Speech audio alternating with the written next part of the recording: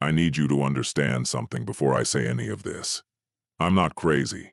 I passed every psych evaluation they gave me. 3 of them, administered over 6 weeks by 3 different doctors in 3 different states. I'm not on medication. I don't drink. I haven't slept more than 4 hours a night since October of last year. But that's not because of any condition. That's because of what I saw, what I heard, what followed me back. My name doesn't matter. I've been told not to share it. And honestly, even if I could, I wouldn't. Not because I'm afraid of the government though maybe I should be but because whatever is out there in that basin, in that stretch of desert that doesn't behave like desert should. I believe it learns names. I believe it listens. And I believe, with every atom of whatever's left of my rational mind, that once it knows who you are, it doesn't forget. They are not human. That's the part I need to start with, because everything else, the job, the protocols, the equipment, the months of data, none of it matters unless you understand that one thing first. Whatever is at Skinwalker Ranch, it is not human. It was never human. And the worst part, the part that still makes my hands shake when I think about it too long, is that it wants you to believe it is. I took the job in March of 2023. I was 29, recently divorced, and running out of reasons to stay in Boise. I'd been working contract security for about 4 years. Mostly corporate gigs, warehouse overnight shifts, and the occasional construction site babysitting job where you sit in a truck for 12 hours and watch nothing happen. It was boring. It paid. I didn't hate it.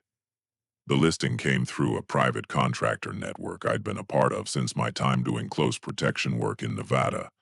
The posting was sparse, deliberately so, I'd later learn. It read something like, Security and Observation Specialists needed for remote monitoring assignment in northeastern Utah, must have prior military or law enforcement experience, must be comfortable with extended isolation, must sign comprehensive NDA before interview. The pay was absurd.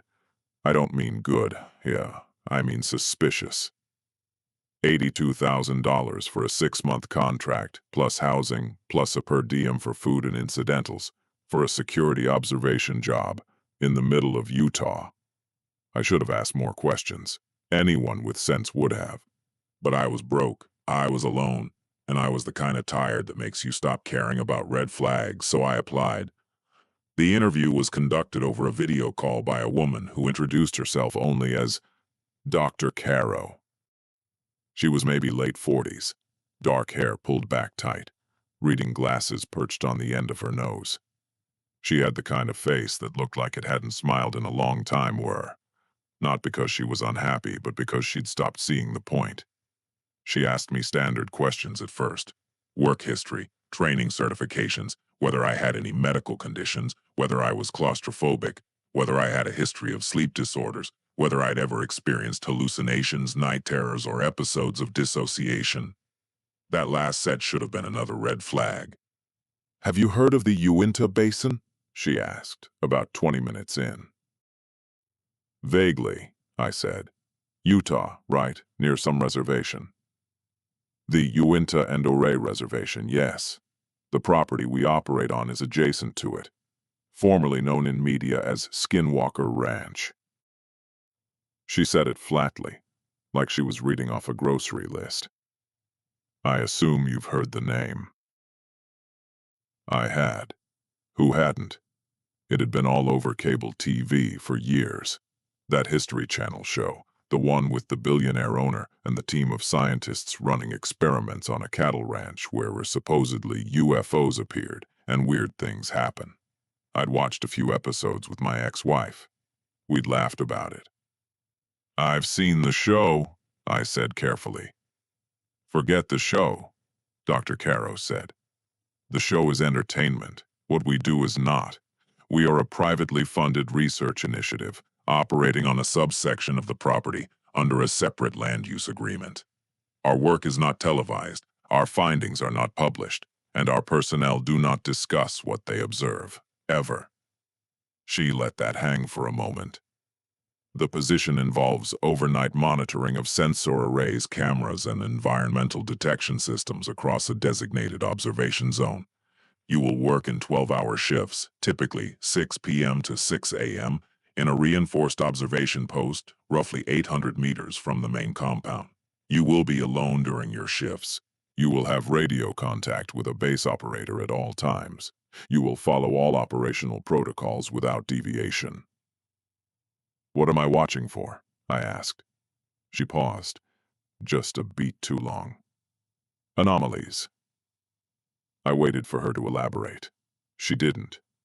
"Can you be more specific?" "No," she said. "Not until you've signed the NDA and completed your intake orientation on site. But I will tell you this, and I tell every candidate this, because I believe in informed consent to the degree that I'm permitted. This assignment will change how you understand the world. Some people adapt to that, some don't. The ones who don't tend to know within the first 2 weeks. We provide psychiatric exit support at no cost if you choose to leave early." Psychiatric exit support for a security job. I took it anyway. I arrived at the property on March 19th, a Sunday. A driver picked me up from the Vernal Airport, a quiet man named Gil who looked like he'd been ranching his whole life and resented every moment of it. He drove a mud-caked Suburban with blacked-out rear windows. And he didn't say a word for the first 40 minutes of the drive. The landscape was exactly what you'd expect from that part of Utah. Wide, dry, painted in reds and browns and the pale bleached color of sagebrush.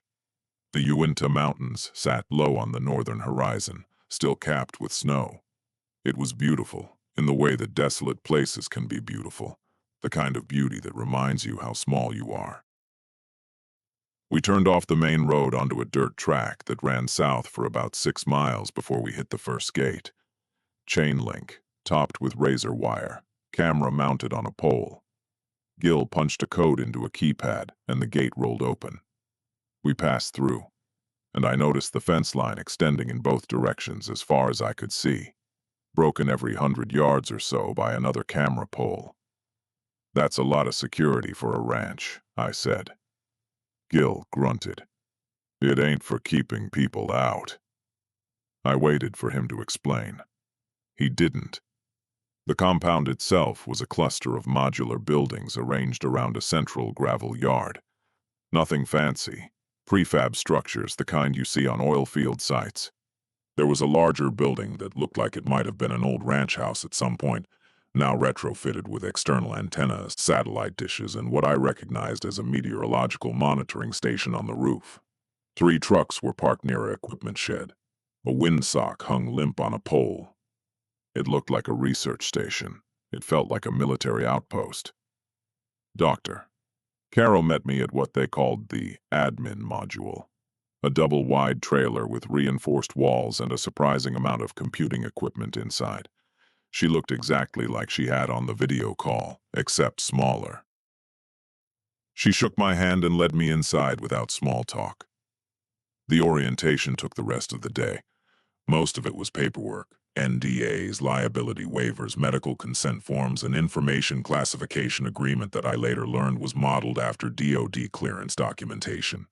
I signed everything. I didn't read most of it. I know. Then came the briefing. There were 4 other people on the research team, not counting Gil and the 2 other security contractors I'd be rotating shifts with. Dr. Caro was the project lead. There was Marcus, a heavy-set electrical engineer from MIT who maintained the sensor arrays. A woman named June, young, maybe 25, who handled data analysis and spent most of her time in a room full of monitors I wasn't allowed to enter. And Dr. Rains, the other PhD, a geophysicist older than Caro, who had the 1,000-yard stare of someone who'd seen things he couldn't file away in any category his education had given him. The other 2 security contractors were named Harlan and Webb. Harlan was ex-Army, quiet, professional. He'd been on site for 8 months already. Webb was newer, only 2 months in, and he talked too much, the way people do when they're trying to convince themselves they're not scared. "You'll like it here," Webb told me that first night over reheated chili in the mess trailer. "Nothing happens most nights. You sit in the post, you watch the screens, you log anything weird or Easy money. Define weird, I said.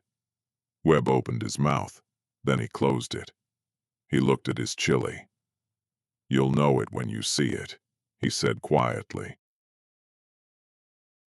My first week was uneventful, aggressively, almost suspiciously uneventful. I did my 12-hour shifts in what they called Observation Post 2, OP2, a squat concrete structure about the size of a garden shed, set on a low ridge overlooking the southern portion of the property. It had been built specifically for this purpose. Reinforced walls, a single steel door with a magnetic lock, no windows except for a narrow slit of ballistic glass facing south, and an array of monitors connected to 16 exterior cameras covering a 360-degree perimeter. Inside, there was a desk, a chair, a small cot for breaks, a portable heater, a radio, and a laminated sheet of protocols taped to the wall. I memorized those protocols within the first 3 nights. Protocol 1. Maintain visual contact with all 16 camera feeds at all times during shift. Protocol 2. Log all sensor alerts in the incident database, including timestamp, sensor ID, alert type, and duration. Protocol 3. If an anomalous visual event is observed, do not leave the observation post. Radio base immediately using designated channel. Describe what you see. Do not interpret. Only describe. Protocol 4. If radio contact with base is lost for more than 15 minutes, activate the emergency beacon and remain in the post until contact is restored or relief arrives. Protocol 5. Do not open the door of the observation post between the hours of 10 p.m. and 4 a.m. for any reason. Protocol 6. If you hear knocking on the door or walls of the observation post, do not respond verbally. Do not acknowledge the sound in any way. Log the event and radio base. Protocol 7. If you observe any person or figure on the cameras that does not match known personnel, do not attempt to identify or communicate with them. Log the event and radio base. I read Protocol 5 and 6 3 times. Then I looked at the heavy steel door with its magnetic lock and its lack of a handle on the outside. These SEMA EURO specific, I said to Harlan during our shift handover the next morning. Harlan was packing up his thermos. He paused, looked at me with those flat, unreadable eyes of his. They're specific because they need to be. Has something knocked on the door before? He screwed the cap on his thermos. Follow the protocols, that's the job. I let it go, but I didn't stop thinking about it. The first 5 nights, nothing happened. I watched the cameras. I logged sensor alerts, mostly motion detectors triggered by wind or animals. Coyotes appeared on the feeds regularly, trotting through the sagebrush. Once, a large owl sat on top of camera 7 for almost an hour, and I logged it because I logged everything. I radioed base with routine check-ins every 2 hours. The base operator, usually June, sometimes Marcus, acknowledged with clipped efficiency. It was boring. It was isolating. The silence out there was unlike anything I'd experienced, and I'd worked remote sites before. This was a different quality of silence, dense, almost pressurized, like the air itself was holding its breath. Some nights I'd step outside the post during the permitted hours, before 10 p.m., just to look at the sky. The stars were staggering. No light pollution for miles. The Milky Way stretched overhead like a wound in the dark. But even standing out there in what should have been peaceful open desert, I couldn't shake the feeling that the silence wasn't empty. It was full of something waiting. I told myself it was the protocols getting in my head, the power of suggestion. You tell a man that something might knock on his door, and suddenly every creak of the building sounds like knuckles on steel. That's psychology, not paranormal activity. I believed that completely. For about 6 days. It was the night of March the 26th, my 7th shift, when things changed. The evening had started normally. I'd done my perimeter check before lockdown, Walked the exterior of OP2 with a flashlight, confirmed all camera housings were intact, all sensors were reading properly. The temperature was dropping fast, down to about 28 degrees, and there was no wind. The sky was clear, black, endless. I locked up at 9:45 p.m., ran through my system checks, and settled into the chair with a thermos of coffee. The monitors hummed softly. 16 feeds, 16 slices of dark desert, each lit faintly by infrared. Nothing moved. At 11:17 p.m., camera 12, the one facing due east toward a shallow draw that ran along the property line, registered a motion alert. I pulled it up full screen. The infrared showed the usual static image. Sagebrush, bare ground, the faint outline of a fence post at the edge of the frame. Nothing was moving. I watched for 2 minutes. The motion alert cleared itself. I logged it. C12 motion alert 2317, no visual confirmation, probable environmental, and went back to the full grid view. At 11:23 p.m., camera 12 triggered again. Same thing. No visible movement. I watched it for longer this time, maybe 4 minutes. The sagebrush didn't sway. Nothing crossed the frame. The alert cleared. At 11:31 p.m., it triggered a third time. This time I noticed something. The image on camera 12 looked slightly different from the other feeds. It took me a moment to figure out why. The infrared on all the other cameras showed the ground in the typical gradient. Lighter where there was residual heat, darker where it had cooled. Camera 12's image was uniformly dark, not black, dark, as if the thermal contrast had been flattened somehow, as if everything in that camera's field of view was the exact same temperature. I radioed base. Base, OP2. I'm getting repeat motion alerts on camera 12 with no visual confirmation. Also noting an anomaly in the thermal profile. Feed looks flat.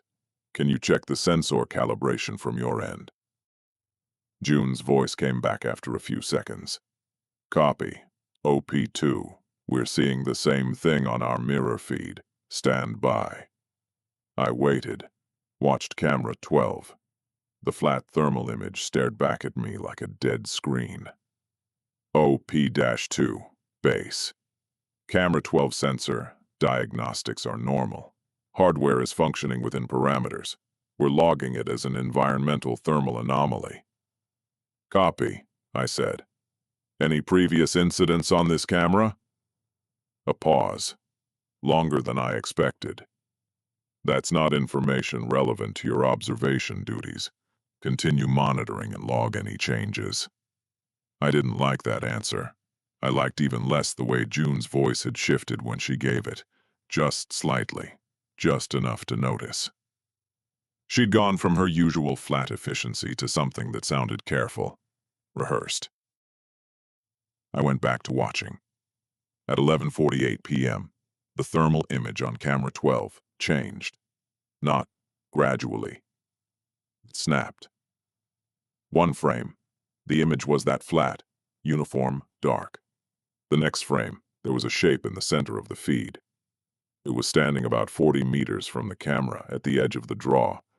In infrared, it was bright, much brighter than any animal I'd ever seen on these feeds. It was the thermal signature of something putting off significant heat, and it was shaped like a person. But it wasn't right. The proportions were wrong. The limbs were too long relative to the torso. The head AEUR, if it was a head AEUR, was slightly too large and sat at an angle that suggested the neck was either broken or built differently than a human neck should be. It was standing still. Perfectly. Absolutely still. Not the stillness of a person who has stopped moving, but the stillness of something that has never moved and is deciding whether to start. I stared at it. My coffee sat forgotten in my hand. The heater hummed. The monitors glowed. Base. OP2. My voice was steady. I was proud of that. I have a visual anomaly on camera 12. Single figure. approximately 40 meters from the camera bearing east-southeast, not consistent with known personnel, requesting confirmation on your mirror feed. The silence lasted 8 seconds. I counted. OP2, we confirm visual on mirror feed. June's voice was different now. Tight, controlled, but tight. Log the event. Continue observation. Do not leave the post. Understood. Can you identify or?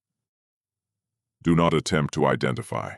Observe and log. That is your only task right now. I logged it. I watched it. The figure didn't move.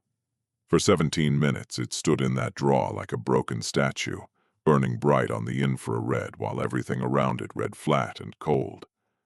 Then at 12:05 a.m., it turned its head. Not slowly, not the way you or I would turn to look at something. It snapped. A sudden mechanical rotation, like a surveillance camera on a mount. And it faced camera 12 directly.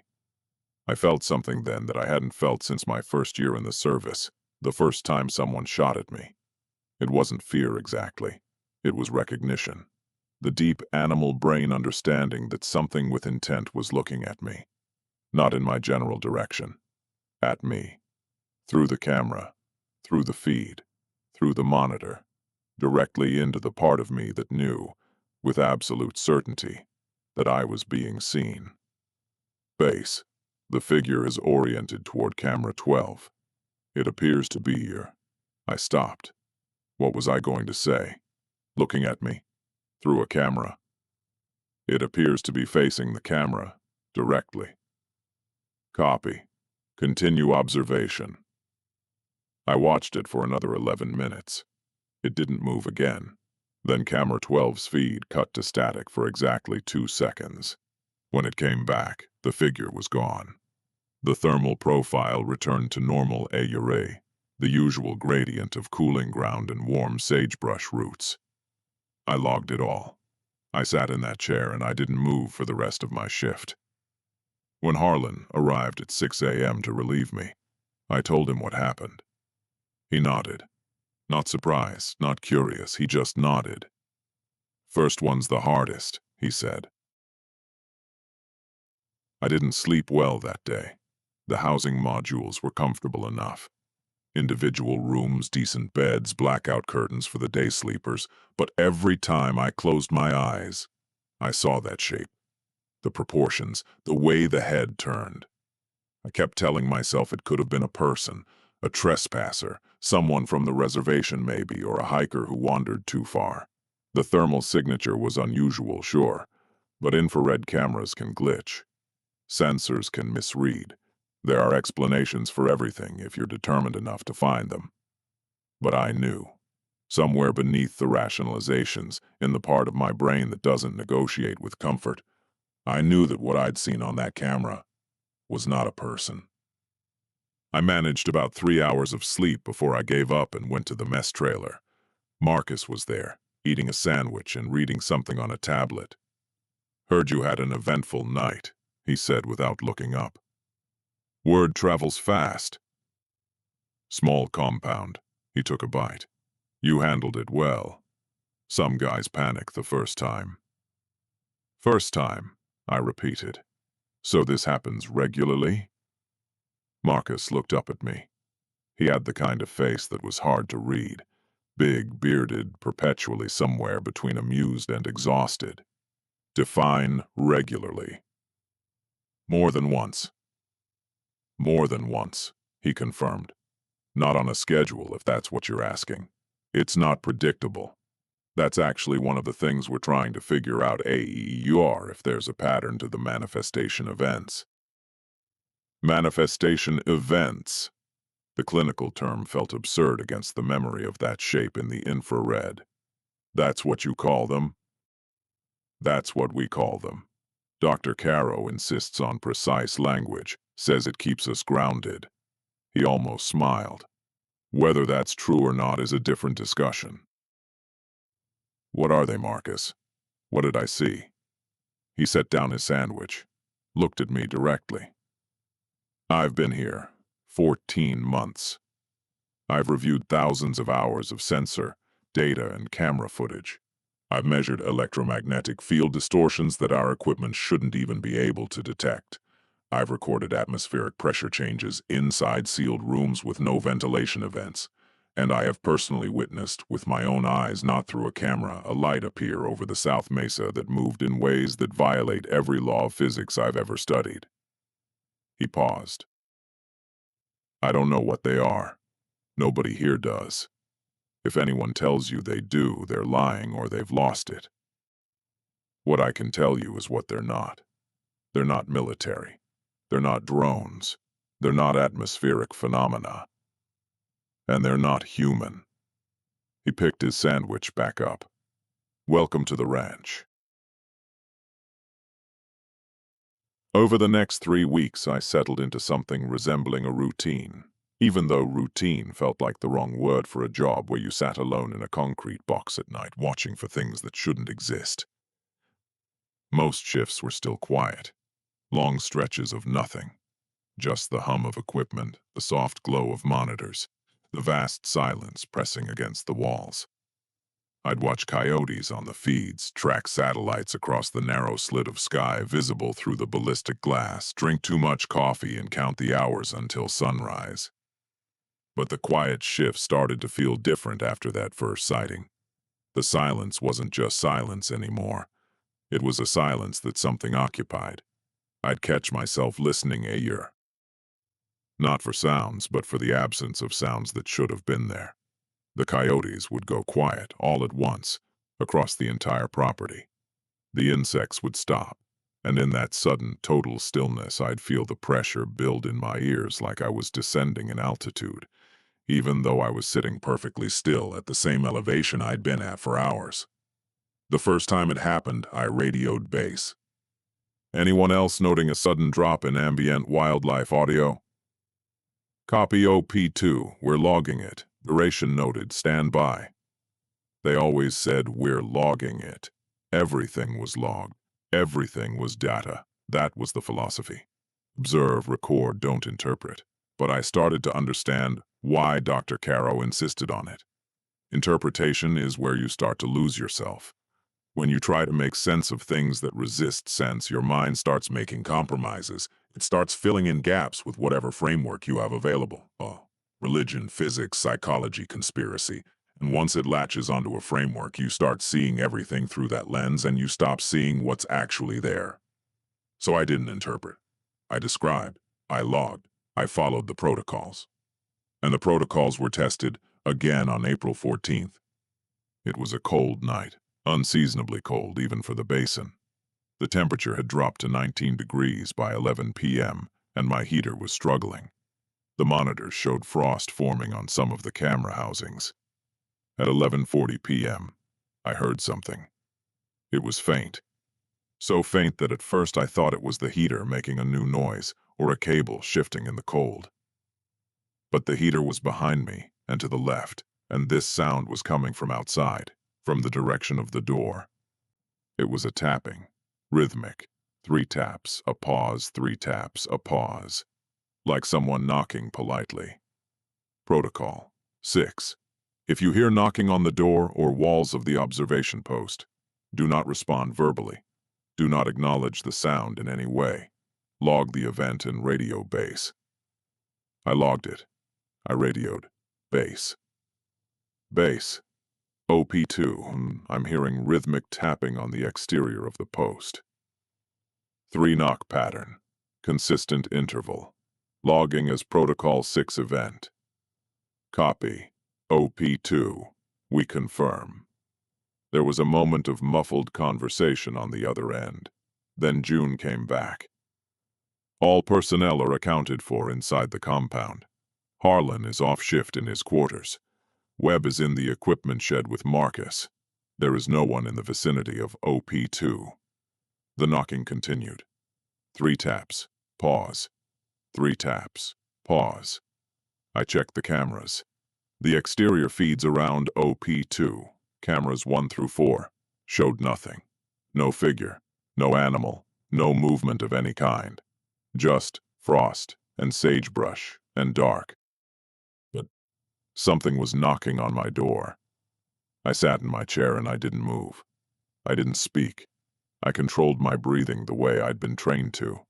Slow in through the nose, slow out through the mouth. The knocking continued for 9 minutes. I timed it. 3 taps. Pause. 3 taps. Pause. Perfectly consistent, mechanically consistent. Then it stopped. The silence that followed was worse, because now I was listening with every fiber of my being, waiting for it to start again. Every creak of the building, every shift of metal contracting in the cold, made my heart rate spike. At 11:52 p.m., I heard a voice. It was muffled by the walls, but it was distinct. A man's voice. And it said my name.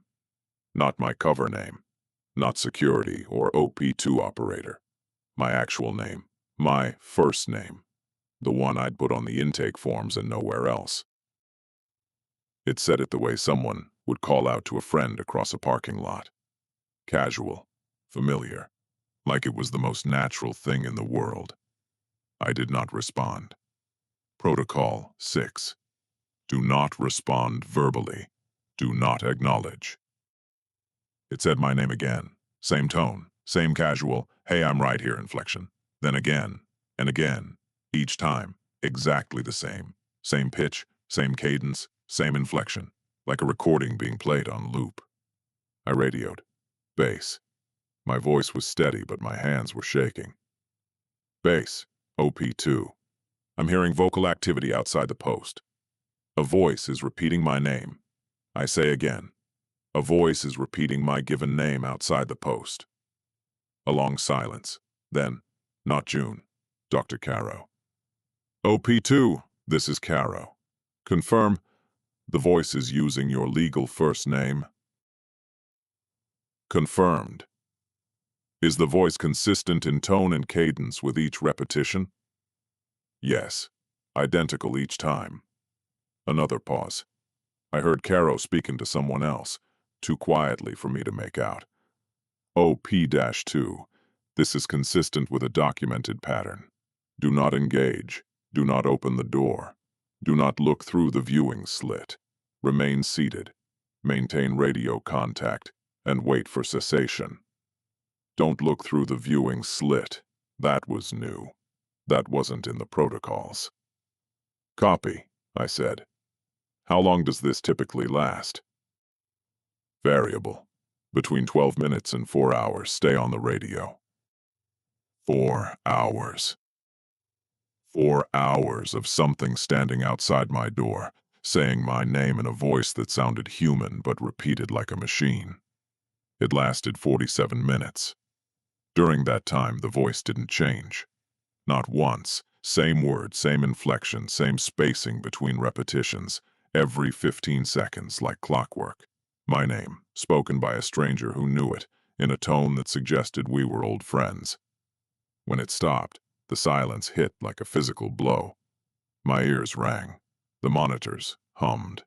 I realized I'd been gripping the edge of the desk so hard that my fingers had gone white. Bass, OP2. Vocal activity has ceased. Copy.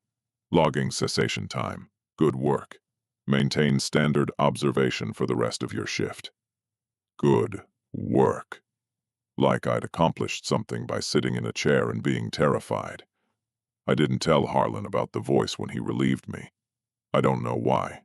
Maybe because saying it out loud, something said my name, would have made it too real. Harlan didn't ask either. He just looked at me, looked at the logs I'd filed, and nodded. Same thing happened to me my second month, he said. The voice used my name too, sounded like my brother. He didn't elaborate. I didn't ask. I started paying closer attention after that night, not just to the cameras and sensor data, AER, to everything. The way the team interacted, the things they said, and more importantly, the things they didn't say, the rhythms of the compound. Dr. Caro held briefings every Monday at 2 p.m. They were dry, data-focused affairs. Sensor readings, atmospheric measurements, equipment maintenance schedules. She presented findings the way a geologist might present soil samples, clinically, without emotion, stripped of context that might lead to conclusions. It drove me crazy at first. I wanted answers. I wanted someone to tell me what was knocking on my door and saying my name. But no one was offering answers, and slowly I started to understand why. During my third week, I found Harlan sitting alone outside the mess trailer at dusk, smoking a cigarette and watching the mesa to the south. The sunset was painting it in shades of copper and blood. "Can I ask you something?" I said. "You can ask. You've been here 8 months. You've seen things, heard things. What do you think it is?" Harlan took a long drag, let the smoke out slowly. "I think that's the wrong question." "What's the right question?" "What does it want?" I waited. "And I don't have an answer for that one either," he said. "But I'll tell you this. It's curious about us. Whatever it is, it studies us. It tests us.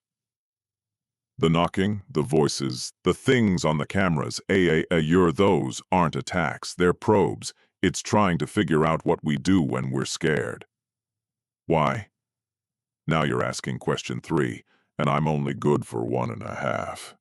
He stubbed out his cigarette. "Follow the protocols.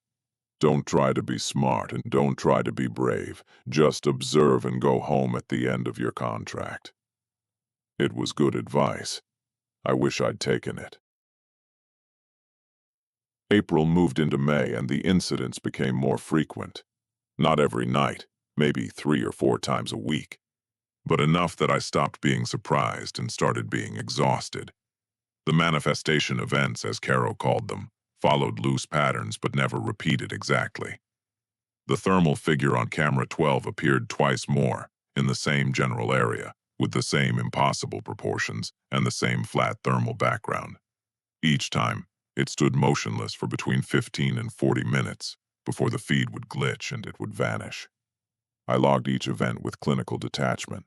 Figure observed, bearing noted, duration noted, feed, disruption noted.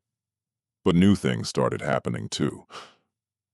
One night in early May, every camera on the property, all 16 feeds from OP2 plus the compound's own security cameras, flickered simultaneously. Not interference, not static. They all displayed, for exactly 1 frame, 1/24th of a second, an image that shouldn't have been there. June caught it in the data review the next day and showed it to me with the kind of careful blankness I'd come to recognize as suppressed terror. It was a face. Not a human face. Not an animal face. Something that had the geometry of a face, 2 dark points where eyes might be, a vertical suggestion where a mouth might be, rendered in thermal imaging as if it were pressed directly against every camera lens simultaneously, every single one, at the same exact moment. "Optical artifact," June said, not meeting my eyes.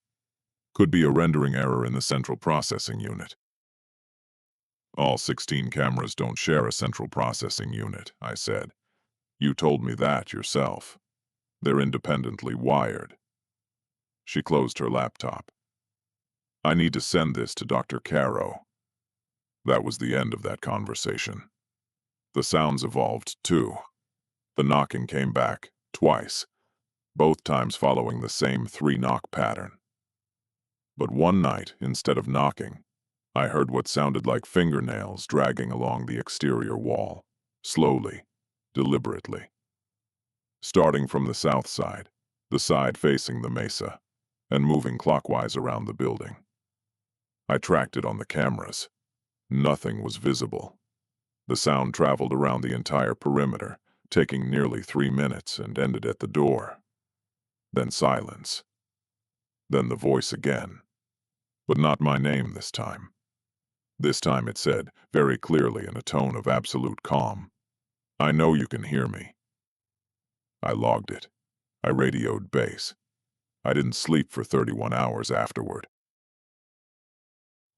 The thing that nobody tells you about sustained anomalous exposure, and I'm using the team's term now because I don't have a better one, is that it doesn't just affect you during the events, it seeps into the spaces between.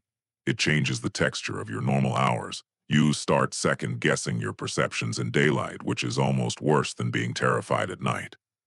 I began noticing things that might have been nothing, might have been something. The difficulty was that I could no longer tell the difference, and that uncertainty was its own kind of horror. One afternoon, walking from my quarters to the mess trailer, a distance of maybe 80 feet, I noticed the shadows were wrong. Not dramatically wrong.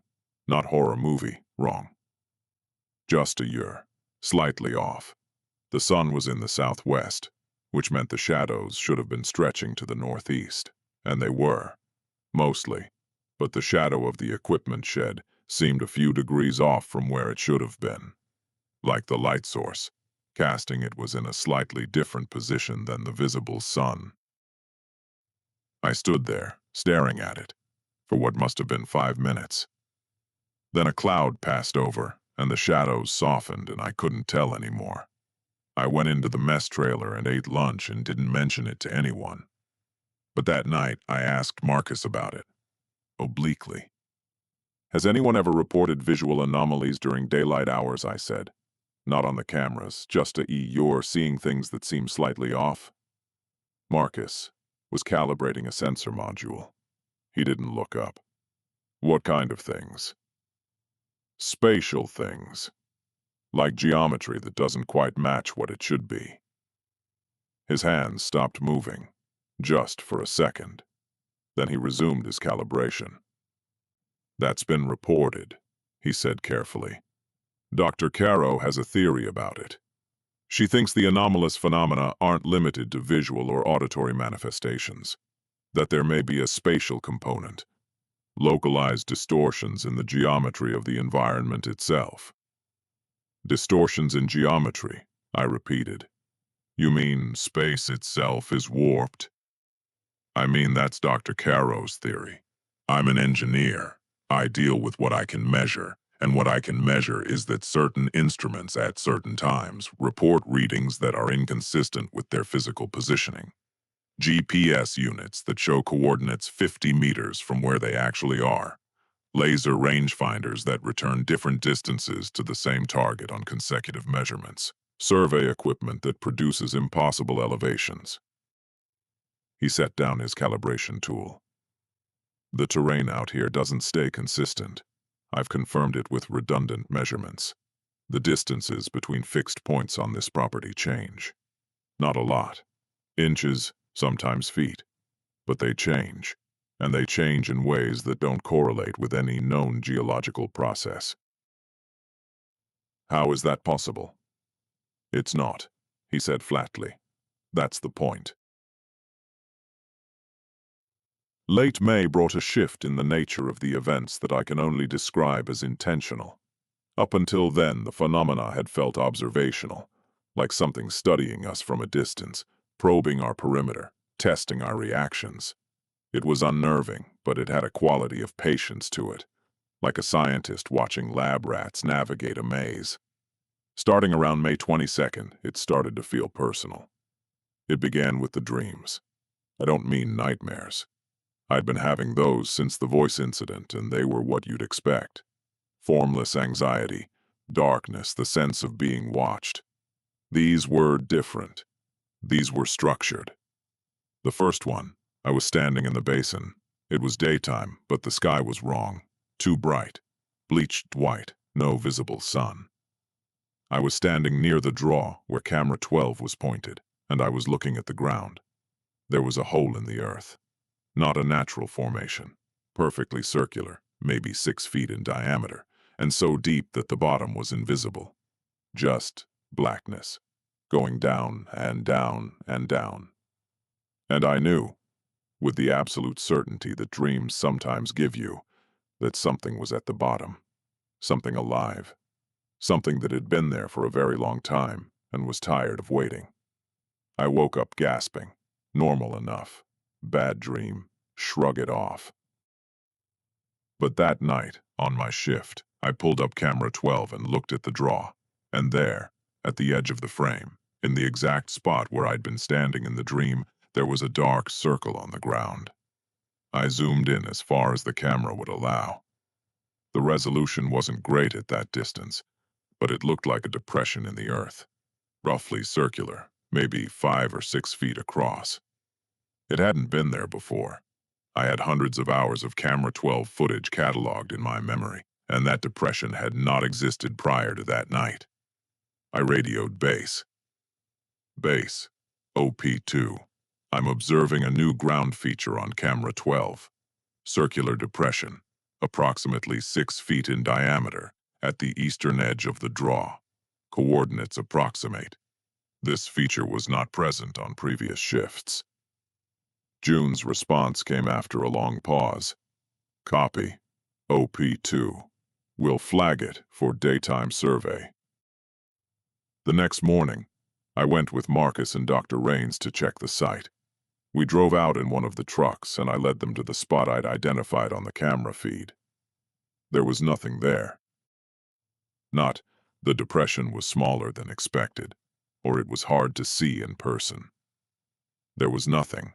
Flat, undisturbed ground, sagebrush, dirt, no depression, no hole, no mark of any kind.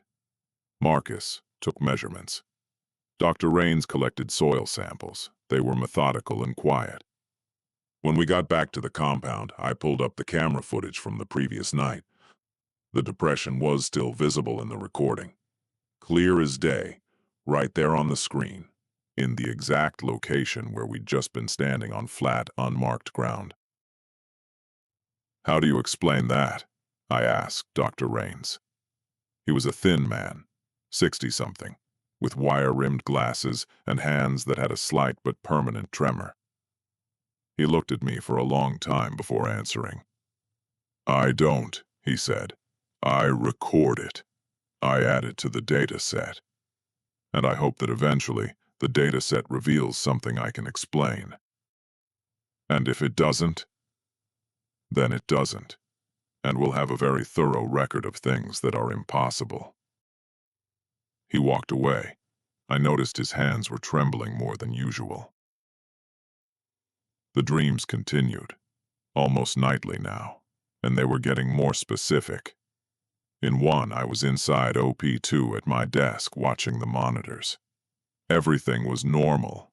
The same feeds, the same dim green glow, the same hum of equipment. But then I noticed that the camera feeds weren't showing the area around the post. They were showing the inside of the post, showing me, from 16 different angles.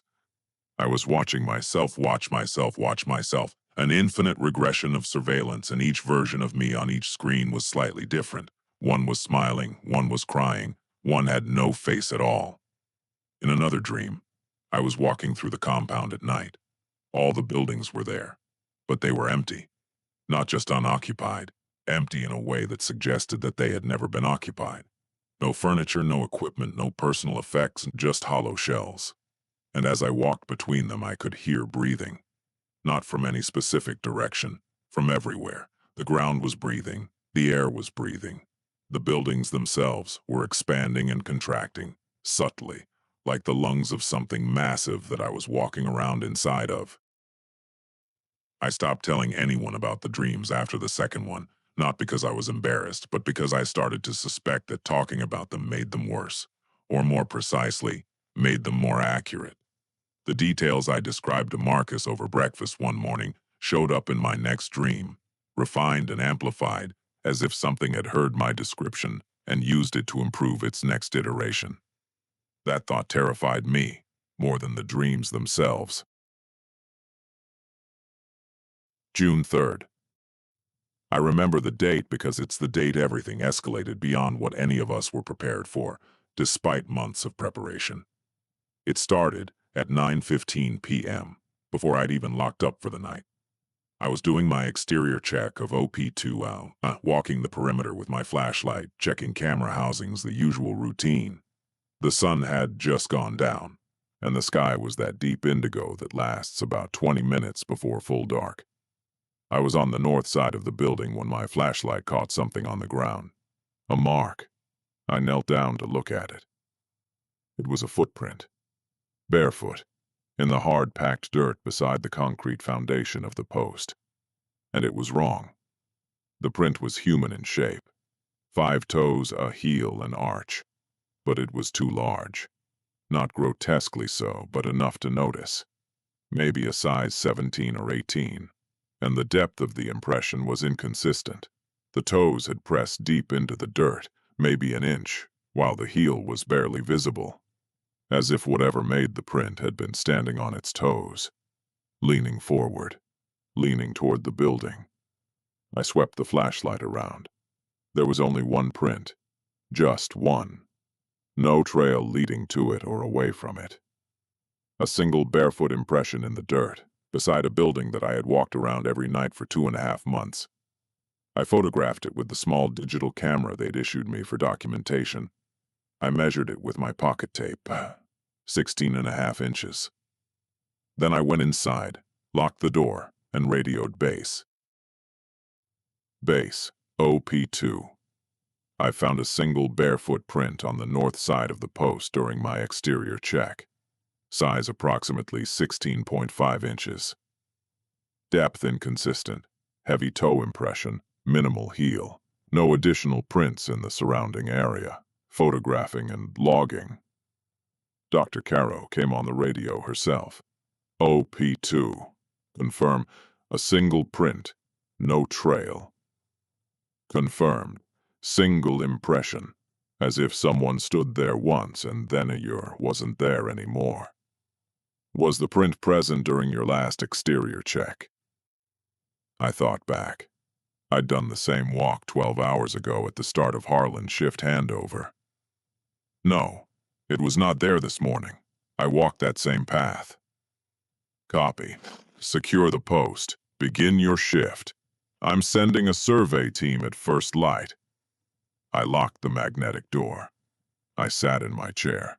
And then I did something I'd never done before. I looked through the ballistic glass viewing slit, toward the north side of the building where I'd found the print. I don't know what I expected to see. The slit faces south. I couldn't see the north side, but as I looked out into the darkening desert, I saw something that made my stomach turn to ice. There were more of them, out in the sagebrush. Maybe 100 meters away, maybe less. Figures. Not one this time. At least 4 that I could make out in the dying light. Standing still. Spaced irregularly across the terrain like fence posts or dead trees. But there were no fence posts in that direction, and there were no trees. I scrambled to the monitors. Pulled up the south-facing cameras. 5, 6, 7, 8. The infrared painted them in bright white against the cooling earth. 4 figures. Tall, wrong.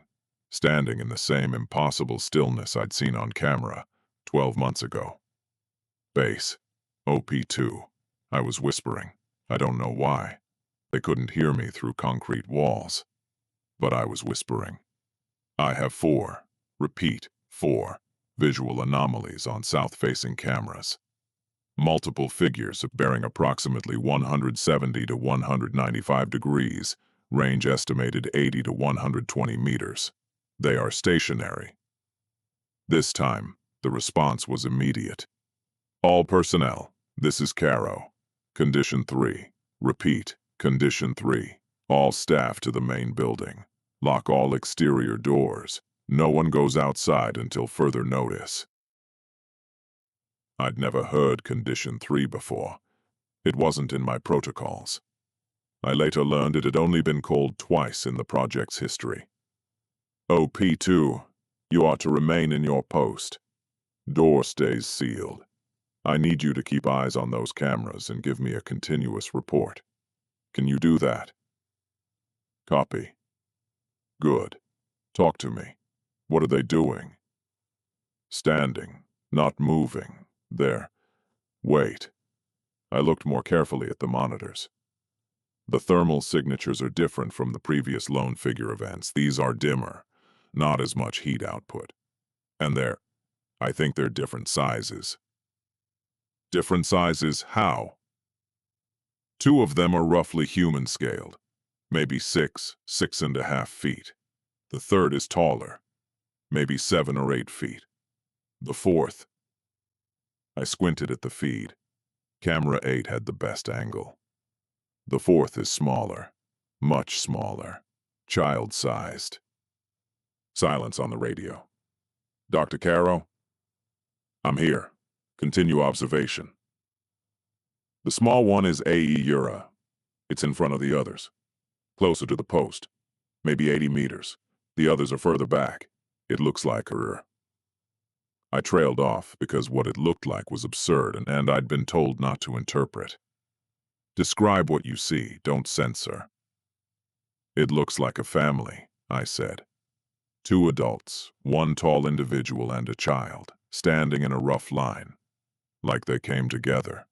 Like they're presenting themselves. More silence. Then very quietly. This is new.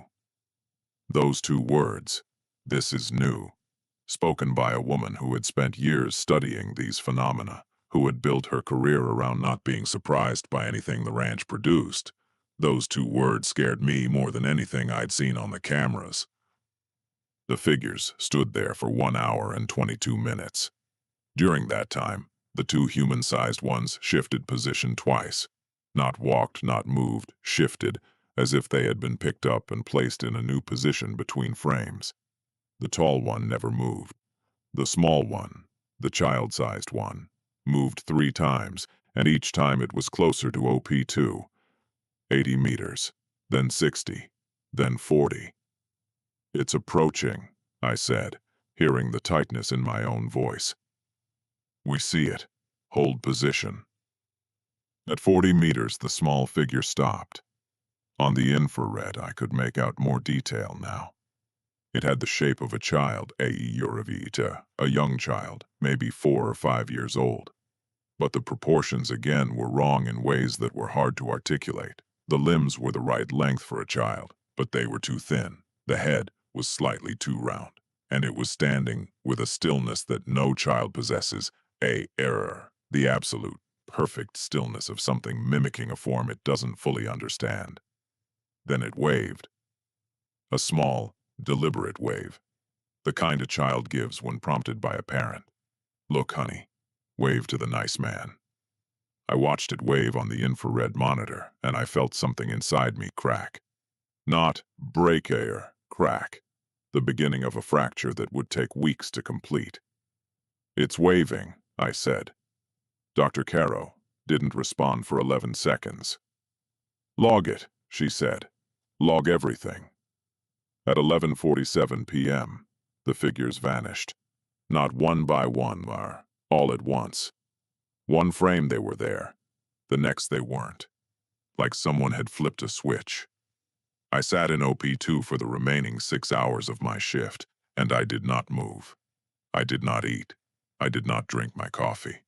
I watched the monitors and I listened to the silence, and I tried very hard not to think about a small figure waving at me from the dark.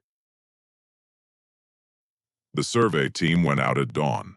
Marcus, Dr. Rains, and Harlan, carrying survey equipment, cameras, and a grid of ground-penetrating radar units that Marcus had been calibrating for weeks. They found footprints. Not the single oversized barefoot print I'd found by the post. These were different. Multiple sets. Barefoot, all of them, but in varying sizes, consistent with what I'd described on the cameras. 2, roughly adult-sized, 1 larger, 1 small. But here's what made Dr. Rains's hands shake so badly he had to set down his equipment. The prints were only in one spot. A cluster of impressions in a circle, roughly 20 meters in diameter, at the 100-meter mark from OP2, the location where the figures had first appeared. No trail leading in, no trail leading out. Just a cluster of prints, as if 4 beings had appeared in that spot, stood there for an hour and a half and then ceased to exist. And within the cluster, the ground-penetrating radar picked up something else. A void, roughly spherical, about 4 meters in diameter, centered approximately 10 meters below the surface. Not a cave, The surrounding geological strata showed no natural formation that could produce a cavity like that. It was as if someone had scooped a perfect sphere out of the earth and left nothing behind. Marcus wanted to dig. Dr. Caro said no. The argument that followed was the loudest I'd ever heard in the compound, and I heard it through 2 walls and a closed door. We have a subsurface anomaly, directly correlated with a multi-entity manifestation event, Marcus was shouting. This is the first physical evidence that these phenomena have a grounded, localized source. We need to excavate. We need to do nothing of the kind. Caro's voice was steel. We observe. We do not interact. We do not provoke. That is the protocol, and it exists for a reason. What reason? You've never actually explained the reason. The reason, Caro said, and now her voice was very quiet, very controlled, is that the last team that tried to interact with the phenomena, the Bigelow team in 2009, lost 2 researchers to psychological collapse so severe that neither has been able to live independently since. One of them still believes he is underground. He has believed that for 14 years. He will not go outside. He will not look at the sky. He screams when anyone opens a window. The argument ended there. But Marcus didn't let it go. I could see it in the way he worked over the following days. The tight jaw, the extra hours in the equipment shed, the way he pored over the ground-penetrating radar data on his tablet during meals. He was planning something. I recognized the look. I'd seen it in soldiers who were about to disobey an order they disagreed with. I should have said something. To Caro, to Harlan, to anyone. But I was dealing with my own problems. The dreams had changed again. Now when I dreamed, I was underground, in a spherical chamber, smooth-walled, dimly lit by a light source I couldn't identify, and I wasn't alone. There were others with me, AEUR, not the figures from the cameras, but people, familiar people. My ex-wife, my mother, my old sergeant from the service. They were sitting in a circle on the floor of the chamber, and they were talking, but I couldn't hear what they were saying. Their mouths moved, their hands gestured. But the sound was replaced by a low, pervasive hum. The same hum I heard every night from the monitors in OP2. And standing behind each of them, visible only at the edges of my vision, were the tall figures, one behind each person, perfectly still, watching me. In the dream, my mother would turn to me and smile, and behind her the figure would tilt its head, and I would know with dream logic certainty that the figure was operating her, that it had its hand inside her like a puppet, and the smile wasn't hers. The words weren't hers. Nothing was hers anymore. I woke from these dreams, soaked in sweat, with a taste in my mouth like copper and ozone. And each time the first thing I would do is check my phone for the time, because I'd started to notice that the dreams didn't last the right amount of time. I'd fall asleep at 2 p.m. and dream what felt like hours, but only 12 minutes would have passed. Or I'd fall asleep at 3 p.m. and dream for what felt like moments, but I'd wake up at 9 p.m., having slept through my alarm and nearly missed my shift. Time was doing something wrong, not just in the dreams. During my shifts, I'd glance at the clock on the monitoring system, and it would read 1:17 a.m. I'd log an event, write up my notes, look at the clock again. 1:19 a.m., 2 minutes, but my notes were 4 paragraphs long. They should have taken at least 10 minutes to write. Other times I'd be watching the feeds and an hour would vanish. I'd look at the clock, see 2 a.m., look at the feeds for what felt like a minute, and the clock would read 3:15 a.m. No events logged in between. No sensor alerts. As if that hour and 15 minutes had simply not existed. I mentioned the time discrepancies to June during a routine check-in. She didn't respond immediately. The clocks in OP2 are synchronized via GPS, she said finally. They don't drift. I'm not saying they're drifting. I'm saying my experience of time doesn't match what the clocks are showing. Have you reported this to Dr. Caro? I'm reporting it to you. Report it to Dr. Caro, she said. Directly. Tomorrow. I did. Caro listened without expression. When I finished, she asked me 3 questions. Was I sleeping during the episodes? No. Was I taking any medication? No. Had the time distortions occurred before June 3rd, the night of the multi-figure event? I thought about it. No, I said slowly. I don't think so. She wrote something in her notebook. This is consistent with proximity exposure escalation. The phenomena appear to have a cumulative effect on perception, particularly temporal perception, that increases with repeated direct observation. Proximity exposure escalation, I repeated. You're saying watching these things is changing my brain? I'm saying that extended exposure to anomalous events in this location has been correlated in previous study groups with alterations in subjective time perception, spatial orientation, and AEUR, in some cases AEUR memory formation. She looked up from her notebook. I'm going to schedule you for a cognitive assessment this week. Standard procedure. Nothing to be alarmed about. And if the assessment shows something's wrong, then we discuss your options. She didn't say what the options were. I didn't ask.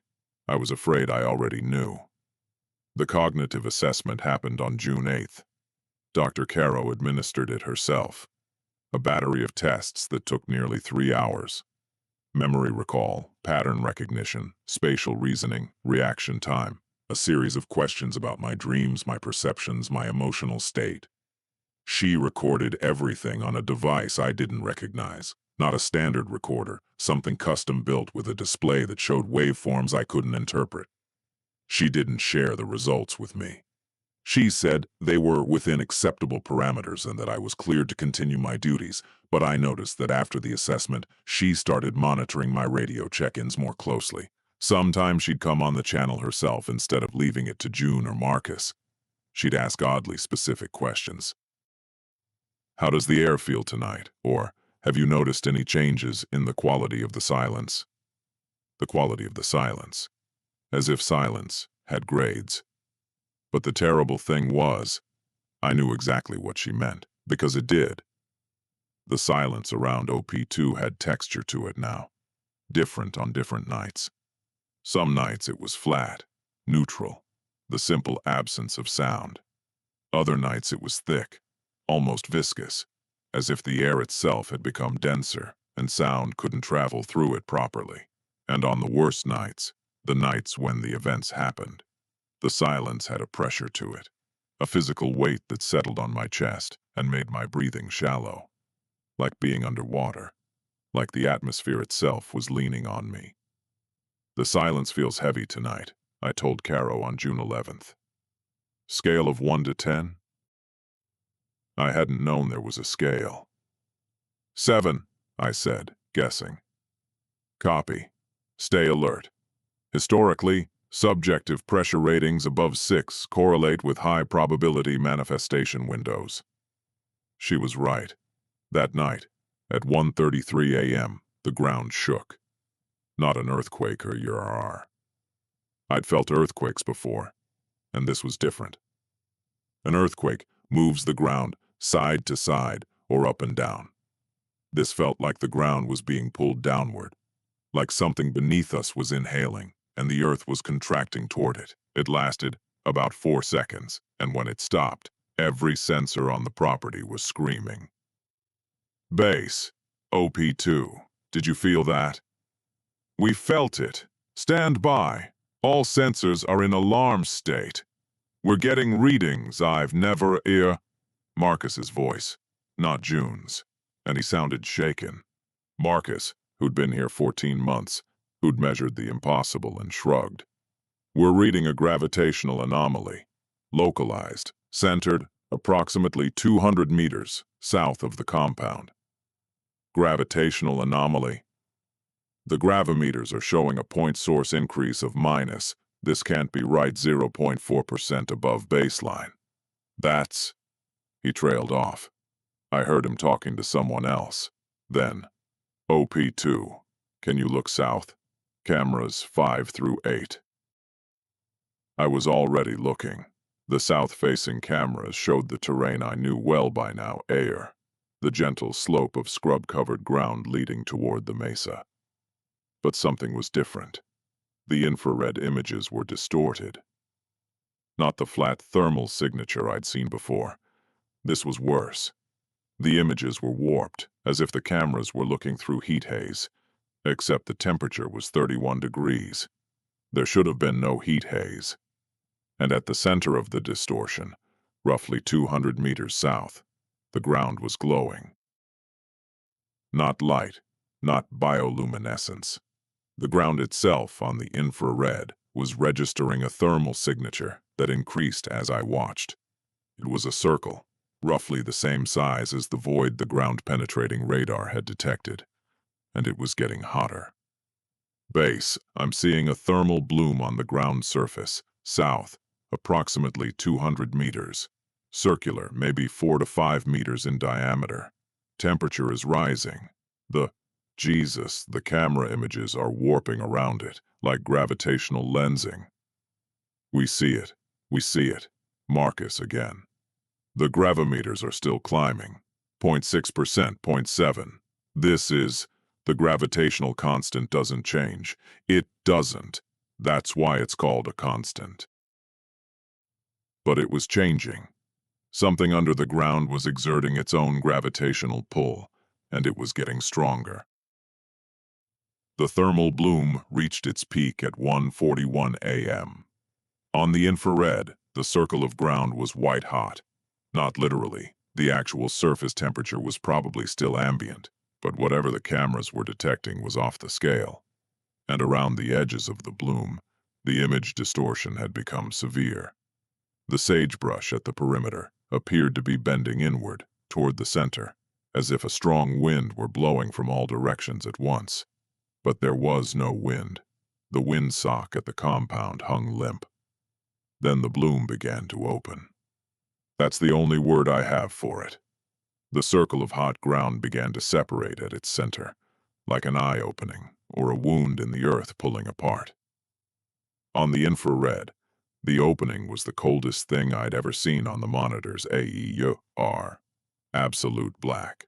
Colder than the surrounding terrain. Colder than anything should have been in a Utah desert in June.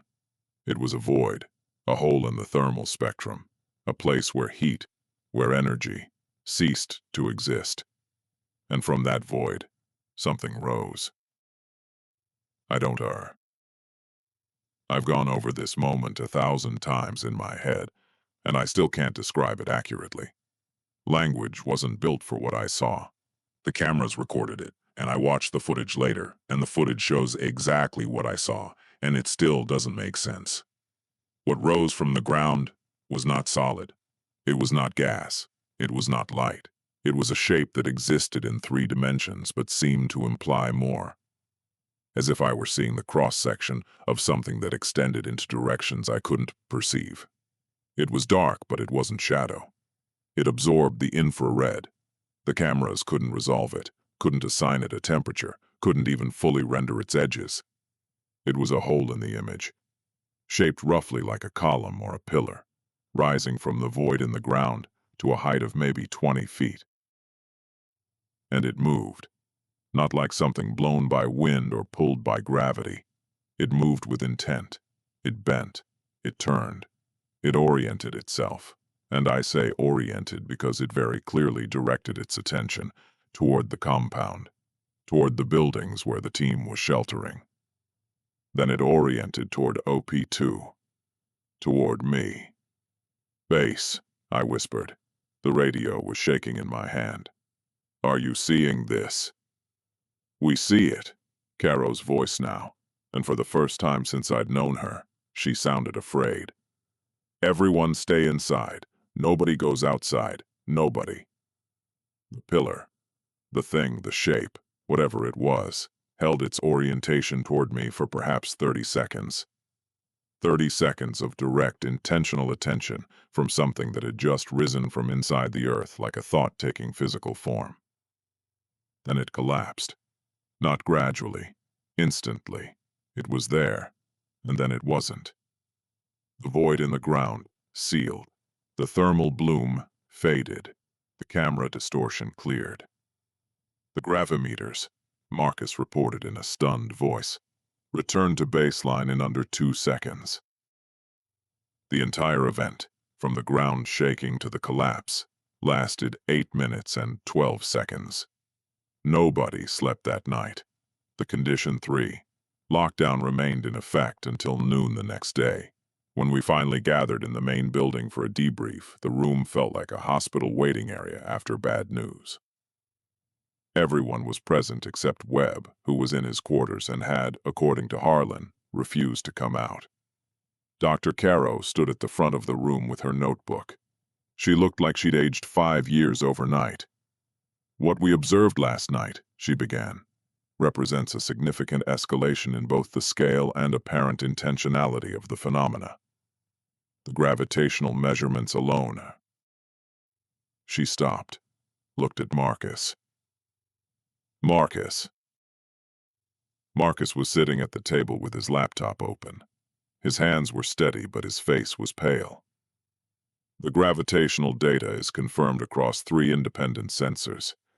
We recorded a localized increase in gravitational attraction consistent with a point source mass of approximately 900 metric tons appearing 10 meters below the surface and then disappearing. 900 metric tons, materializing and dematerializing in under 9 minutes. "That's not possible," Dr. Rains said. His voice was hoarse. "No," Marcus agreed. "It's not." "The visual manifestation," Caro continued, "was captured on 4 cameras and correlates with the gravitational data temporally. The entity, and I'm using that term advisedly, emerged from the point source location, achieved a height of approximately 6 meters, and demonstrated orientational behavior toward both the compound and OP2 before dematerializing." "Orientational behavior," I said. "It looked at us. It chose to look at us."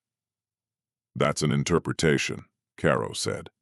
"But yes, the data supports the inference that the manifestation was aware of our positions and directed its attention toward them." "So what do we do?" June asked. She'd been quiet until now, sitting in the corner with her arms wrapped around herself. She was 25 years old, and she looked like a child who'd been told the monster under the bed was real. "We continue the mission," Caro said. "We observe. We record. We do not engage." "With all due respect," I said, "I think it's engaging with us." The room went quiet. Caro looked at me. For a moment I thought she was going to reprimand me. Instead, she closed her notebook. "Yes," she said, "I think it is." Webb quit the next day. He packed his bag, got in one of the trucks, and drove to the gate. They let him go. He didn't say goodbye to anyone. I heard later through Harlan that he'd been picked up at the Vernal airport by a car that was waiting for him, prearranged, as if someone had expected him to break. He was offered the psychiatric exit support. I don't know if he took it.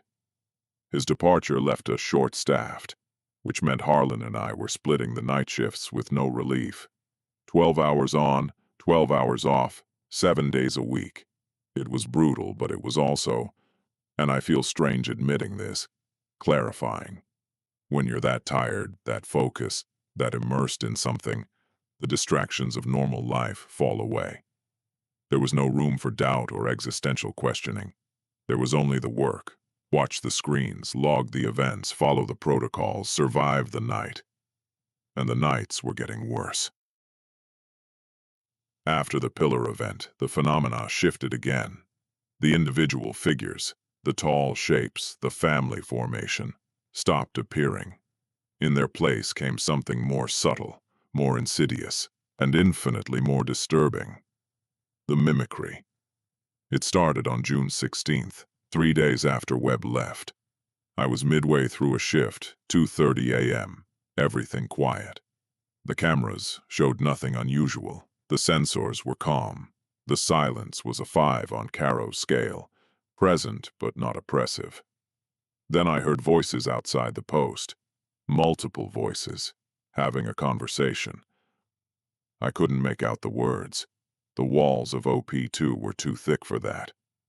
But the cadence, the rhythm of the speech, was unmistakable. 2 people, maybe 3, talking in normal, casual tones. Occasionally what sounded like laughter. I checked the cameras. Nothing visible. No figures, no thermal signatures, no movement. But the voices were there, clear as the hum of my monitors coming from just outside the south-facing wall. I radioed. Base. Base OP2.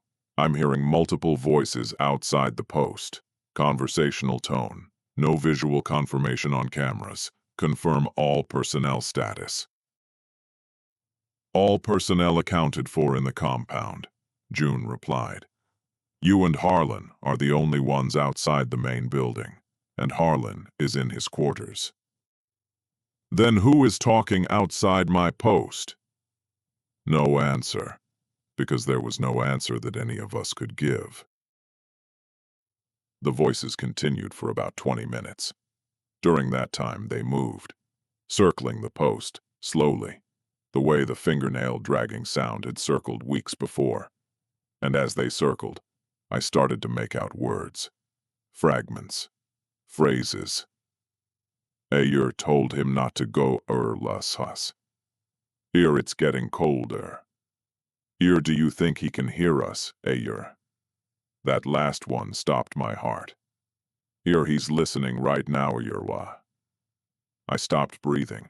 The voice that said it was, and I swear this on everything I've ever held sacred, June's voice. Not a rough approximation, not a passable imitation. June's exact voice, her exact cadence, her exact inflection, as if she were standing 3 feet from the wall of my post, talking about me to someone else. But June was in the compound. I'd just spoken to her on the radio. I keyed the radio. June. Go ahead, OP2. Say something for me. Anything. Just talk for a moment. A pause. Okay. Sitting at the monitoring station. It's 2:47 a.m., and I'm eating a granola bar. Why? I listened to her voice on the radio. Then I listened to the voice outside the wall. They were identical. Not similar. Identical. Because something outside my post is using your voice, I said.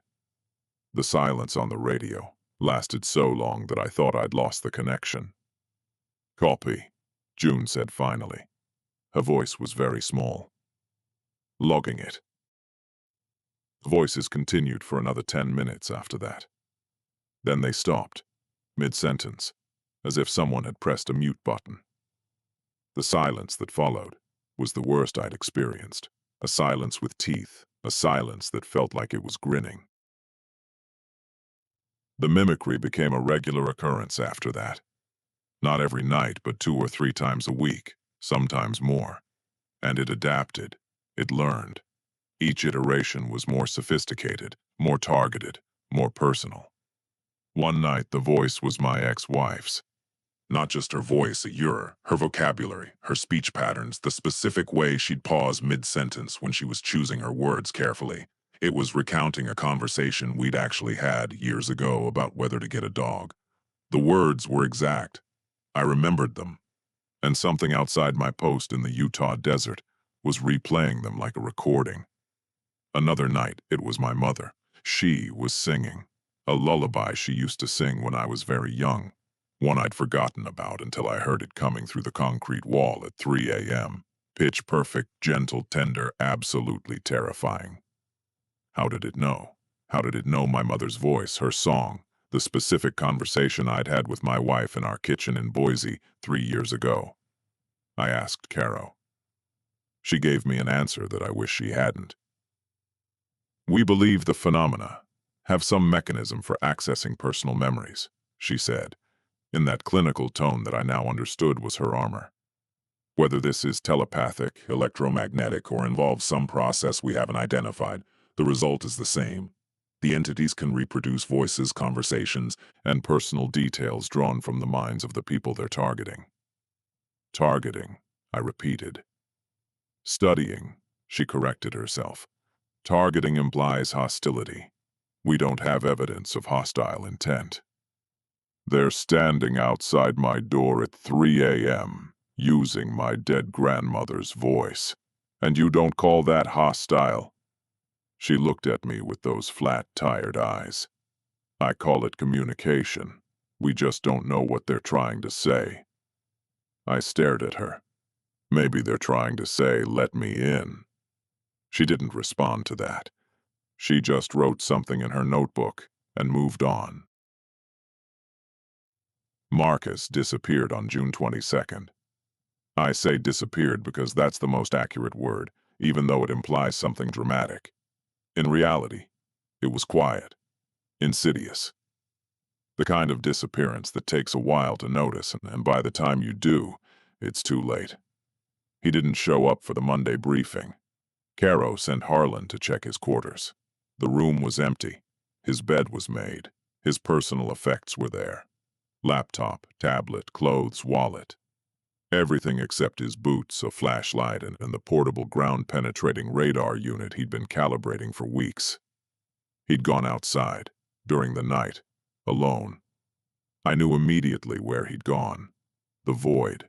The underground cavity that the radar had detected at the 100-meter mark south of OP2. The one Caro had forbidden him to investigate. We found his tracks within an hour. Boot prints in the dirt, leading south from the compound, past OP2 toward the draw. They were easy to follow. He hadn't tried to hide his path. He'd walked in a straight line, with the purposeful stride of someone who knew exactly where they were going and didn't intend to stop. The tracks led to the site where the multi-figure event had occurred, the site where the ground-penetrating radar had found the void. And there, the tracks ended. Not ended as in he stopped walking, ended as in they ceased to exist. One moment there were boot prints in the dirt, evenly spaced, heading south. The next, nothing, as if he had been walking and then simply was not there anymore. No scuffing, no sign of struggle, no indication that he'd turned around or changed direction. The last print was a full, clean impression of his right boot, mid-stride, and after that, undisturbed earth for as far as we could see. Harlan stared at the last footprint for a long time. Then he looked at me. "He went down," Harlan said quietly. "What?" "Down." He pointed at the ground. "He didn't walk anywhere. He went down." I looked at the ground beneath my feet. The same dirt, the same sagebrush, the same unremarkable Utah desert. But beneath it, 10 meters beneath it, was a void the size of a small room. And Marcus had walked straight to it and vanished. Dr. Caro called in a support team from I don't know where. She made calls on a satellite phone, speaking in clipped coded language that I couldn't follow.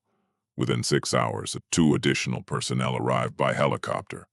A man and a woman in unmarked clothing, who didn't introduce themselves and didn't speak to any of us. They set up additional monitoring equipment around the disappearance site. They conducted ground surveys with equipment I'd never seen before, devices that hummed at frequencies I could feel in my teeth. They worked for 2 days. They found the void had grown. The ground-penetrating radar now showed a cavity approximately 8 meters in diameter, double what it had been during the first survey, and deeper. The center of the void was now an estimated 15 meters below the surface. "It's expanding," Dr. Rain said during the briefing.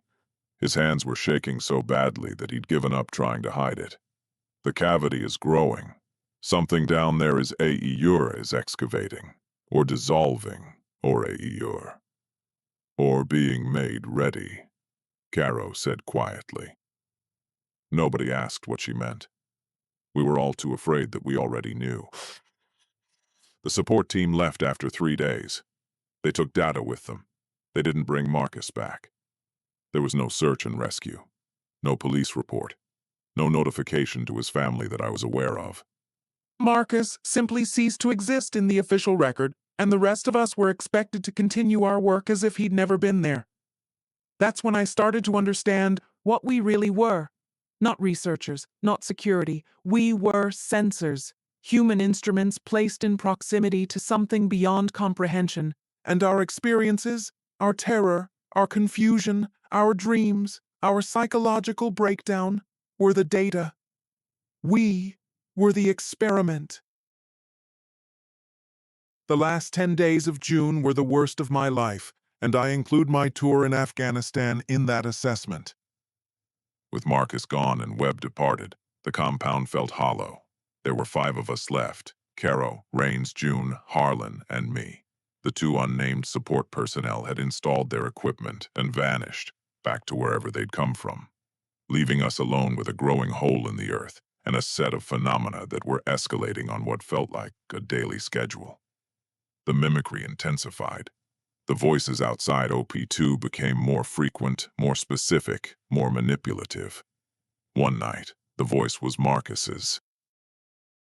"Hey, can someone open the door? I'm back. I found it. You won't believe what's down there. Someone open the door, it's freezing out here." Marcus's voice, his specific Massachusetts accent, his tendency to talk in run-on sentences when he was excited. Perfect. Flawless. I didn't open the door. I sat in my chair and I listened to my missing colleague's voice beg to be let in for 45 minutes, and I didn't open the door. When it finally stopped, I cried. I'm not ashamed of that. I sat in that concrete box and I put my face in my hands and I cried, because something had reached into my memories of a man I'd shared meals with, laughed with, argued about football with, and it had reconstructed his voice so perfectly that a part of me, a large, desperate, lonely part, had wanted to believe it was really him. Protocol 5. Do not open the door between 10 p.m. and 4 a.m. for any reason. For any reason. The dreams reached their peak intensity during this period. I was spending 7 to 8 hours underground now. In the dreams, I mean. Though the distinction between dream and reality was becoming harder to maintain. The spherical chamber had expanded to match the growing void beneath the property. It was cavernous now, and no longer empty. There were structures inside it. Not buildings, your growths. Organic-looking formations that rose from the floor and descended from the ceiling, meeting in the middle like the inside of a mouth. They had the texture of bone and the color of twilight, that dusky purple-gray that the sky turns just before full dark. And among the structures, moving between them with slow, deliberate purpose, were the figures. In the dreams, I could see them clearly for the first time, and I wish I couldn't. They were tall. The tallest was at least 9 feet, and thin, with limbs that had too many joints. Not extra joints, exactly. The joints they had were in the wrong places, or they bent in directions that human joints don't accommodate. Their skin, if it was skin, was matte black, not reflective, absorbing light the way the pillar had absorbed infrared. Their faces were smooth. No features, no eyes, no mouth, no nose.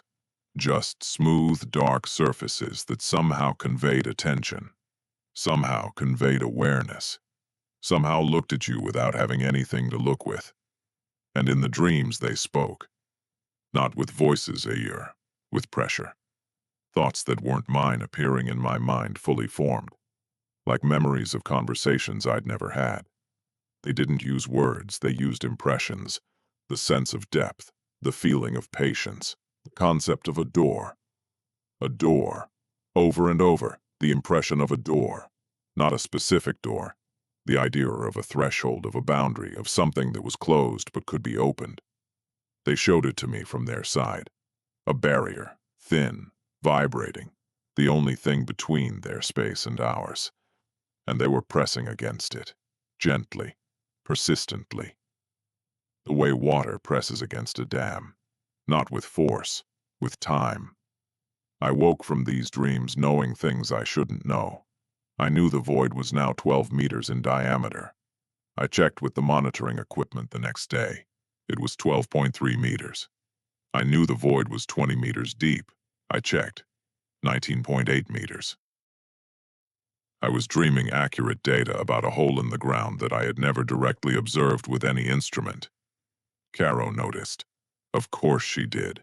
She adjusted her cognitive assessments to include dream content analysis, and I reported everything. The chamber, the figures, the impressions, and the accurate measurements. She recorded it all with her unreadable expression and her notebook. "You're receiving information through the dreams," she said. It wasn't a question. "It appears that way. Has it asked you to do anything?" I hesitated. Not directly, but there's a constant impression of our invitation. Like it wants me to come to the void. Like it's showing me what's down there to make me curious enough to come see for myself. Like Marcus. Yes, like Marcus. She closed her notebook. "I'm going to increase your cognitive assessments 2 daily, and I want you to understand something.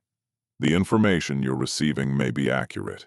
It may also be selectively accurate, showing you true things to build trust, so that when it shows you something false, you'll believe that too. You think it's manipulating me. I think it's communicating with you in the most effective way it's found. Whether that constitutes manipulation depends on its intent, and we don't know its intent." She paused. "But I want you to consider the possibility that it chose you specifically. That the initial sightings, the knocking, the voice events, all of it was a selection process, and you were selected." "Selected for what?" She didn't answer. She didn't have to. I was being groomed, prepared, softened up. Whatever was underneath the ranch, whatever had been there for God knows how long, pressing against the membrane between its world and ours, it had identified me as a potential point of access, a door that might be convinced to open. I should have left. Right then. That moment. I should have packed my bag and walked out the way Webb did and never looked back. But I didn't.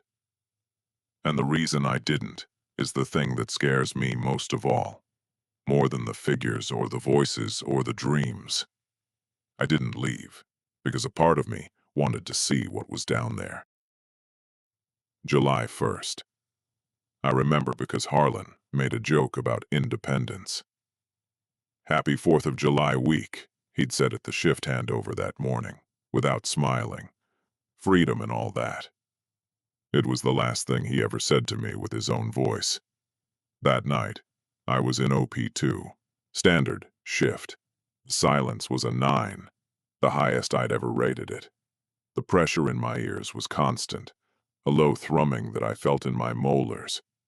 Every camera feed had a faint distortion at the edges, as if the lenses were being gently compressed. The air inside the post felt wrong, not cold, not warm, but dense, thick, like breathing through wet cotton. At 10:47 p.m., all 16 cameras went dark simultaneously. Not static, not black screens, dark. The monitors still glowed. The interface elements, the timestamps, the sensor readouts, but the image feeds showed nothing, as if every camera on the property was suddenly pointed at something that absorbed all light. Base, OP2. I've lost all camera feeds, total visual blackout across all 16 channels. Sensors are still online, but cameras are showing 0 input. No response. Base, OP2, do you copy? Nothing, not even static. The radio was transmitting. I could see the TX light, but there was no response, no acknowledgement, nothing. Protocol 4. If radio contact with base is lost for more than 15 minutes, activate the emergency beacon and remain in the post until contact is restored or relief arrives. I looked at the clock. 10:48 p.m. 15 minutes would be 11:03 p.m. I sat in the dark glow of my blank monitors and I waited. The silence pressed against the walls. The thrumming in my ears intensified. At 10:52 p.m., the sensors started going off. Not the motion detectors, the electromagnetic sensors. Every single one across the entire property, registering a field strength that Marcus had once told me would require an industrial electromagnet to produce. The readings spiked, held for 30 seconds, and then began to oscillate, rising and falling in a slow, rhythmic pattern. Like breathing. The electromagnetic field around Skinwalker Ranch was breathing. At 10:55 p.m., the lights inside OP2 went out. The monitors remained on. They had their own UPS battery. But the overhead fluorescent, the heater indicator, the charging lights on my radio dock, all of it went dark. I was alone in a concrete box, lit only by the pale glow of 16 blank screens. I realized my hand was on the door lock. I pulled it back. I stared at my hand. I hadn't decided to reach for the lock. I hadn't thought about it. My hand had simply moved, as if guided by someone else, reaching for the magnetic lock mechanism that would open the door. I sat on my hands, physically sat on them. I pressed them beneath my thighs, and I leaned forward, and I breathed, and I did not touch the door. At 11:01 p.m., 2 minutes before the emergency beacon protocol kicked in, the radio crackled. OP2, OP2, do you copy? It was Harlan's voice. Harlan, I've been trying to reach base for 13 minutes. What's going on? Listen to me carefully. His voice was tight, controlled, the voice of a soldier delivering a report under fire. Something's happened at the compound. The power went out about 10 minutes ago. The backup generators kicked on, but they're fluctuating. Caro and June are in the main building. Rains is gone. Gone how? I don't know. He was in his quarters. Caro went to check on him when the power dropped. The door was locked from the inside, but the room was empty. The window was open. He climbed out the window.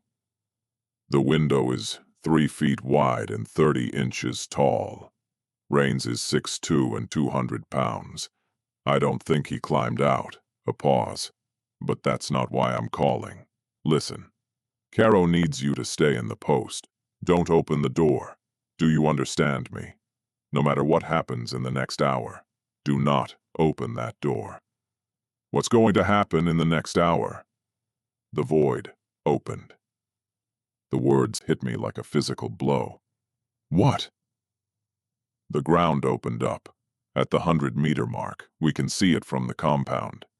There's a hole in the ground that wasn't there 20 minutes ago. It's maybe 30 feet across, and I can't see the bottom. There's no light coming from inside, but there's a sound. Like something humming. Deep. You can feel it in your chest. I could feel it. Even at OP2, 800 meters from the compound and only 200 meters from the site, I could feel it. The thrumming in my ears had localized, centered, become directional. It was coming from the south, from the void. Harlan, listen to me. Get everyone inside. Seal the building. Don't go near a UR. We're inside. We're sealed. But something's coming out. Coming out of what? The hole. Something is coming out of the hole. I spun to the monitors. The cameras were still black, still showing nothing, but as I watched, camera 7, the one pointed south-southeast, aimed almost directly at the void site, began to register something. Not an image, a shape in the darkness. A darker darkness, if that makes sense. A region of the blackness that was somehow more absolute than the rest. And it was moving. I can see it on camera 7, I said. Something's moving south of me. I can't. The image is too dark. I can't resolve it. We can see it from the main building. There's a UR. Oh, God. There's more than one. The thrumming intensified. The monitors rattled in their mounts. My coffee thermos slid 3 inches across the desk, propelled by vibrations I could feel in my teeth, my chest, my bones. Harlan, how many? I can't count them. They're Urabe. They're coming up out of the ground, one after another. They're tall. They're so tall. They don't Ure. They don't move right. The way they move isn't here. The radio cut to static for 2 seconds. Then Harlan's voice came back, and it was different. The controlled soldier was gone. What I heard was a man who had been broken open by what he was seeing. They're coming toward the compound. They're walking. No, they're not walking. It's like they're stepping between positions, like they skip the space in between. 1 second they're at 30 meters, the next they're at 20. They don't cross the distance. They delete it. I was standing now. I didn't remember standing. My hands were pressed against the ballistic glass viewing slit, and I was staring south into absolute darkness, and I could see nothing. But I could hear something. Footsteps. Not outside my door this time. Outside, in the open desert. Footsteps that sounded like they were being made by something very heavy, walking on ground that crackled and shifted under the weight. And the footsteps were coming from the direction of the void. Coming north, toward OP2. Harlan, something's approaching my position from the south. Don't open the door. I'm not going to open the door. Promise me. The desperation in his voice stopped me cold. Harlan, who had survived 8 months on this ranch, who had heard the voices and seen the figures and endured it all with the flat professionalism of a career soldier, Harlan was begging. I promise, I said. The footsteps grew louder, closer. I could track them by sound. 30 meters and 20, 10. They circled around the post. I could feel them through the floor, through the concrete, each impact sending a faint vibration up through the soles of my boots. They stopped at the door. The silence that followed was the loudest thing I've ever heard. Then the knocking started, but not the 3-tap pattern from before. This was different. This was the sound of an open hand AEUR, a large, flat, heavy hand AEUR being placed against the steel door, not hitting it. Placed, deliberately, gently, and then pressure.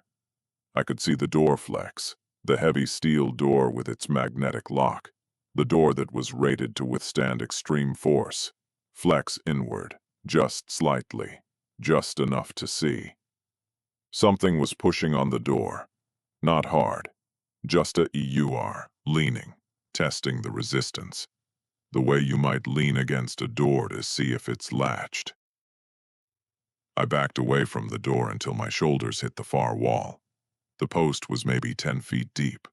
That was the distance between me and whatever was on the other side. 10 feet. A steel door. A magnetic lock. The pressure stopped. The door returned to its normal position. Then the voice came. Not through the walls this time, Ayer. Through the door itself, as if the speaker's mouth were pressed directly against the steel. It was my voice. My voice said, "It's okay. You can open it. There's nothing to be afraid of." My voice. My exact voice. The voice I hear in recordings. The one that always sounds slightly different from what I expect. That voice, coming from the other side of the door, calm and reassuring, telling me to open it.